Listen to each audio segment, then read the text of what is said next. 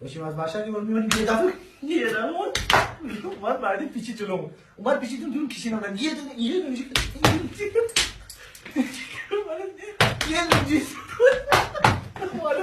معمولی گرفتم راحت رسیدیم به دست اندازه اگه داشتیم اما میرفتیم که خیلی سرعت زیاد شد یه سرعت زیاد شد سلام بودیم این داره چیکار بکنه همین دندون همین داشتیم میرفتیم یهو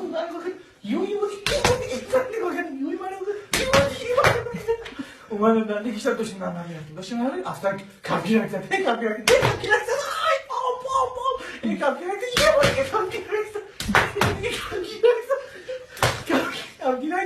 من ایستادم بودم آقا چیه مگه؟ آقا چیه؟ اکرام کردم مگه من چیکار کردم؟ چی میخوام؟ گفتش که هیچی فقط واسه مداری دست کردم که مداری کن درم بودم مداری چیزی میخواد گفت نه من چیزی نمیخوام خواست من جمعی کنم من دست کردم چی کنم یو مداری کن درم بودم گفت این چیه؟ گفتم بیرگن آقا یه دفعه داشتم گل میاد داشتم میرم میرفتیم کی خدا رکم تیمو اومدیم جلوتر یهو این چیه خدای من اینجا گذاشتم خدا شو بخیر گذاشت خیلی بخیر گذاشت یهو دادم دنده سه دادم دنده چهار این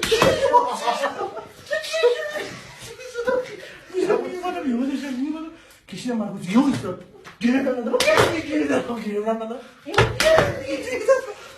بود دنده دادم اون نمیدونم چرا الان یه جلوتر کمک راننده من خواب بود گفتم چرا خوابی؟ گفتم چرا خوابی؟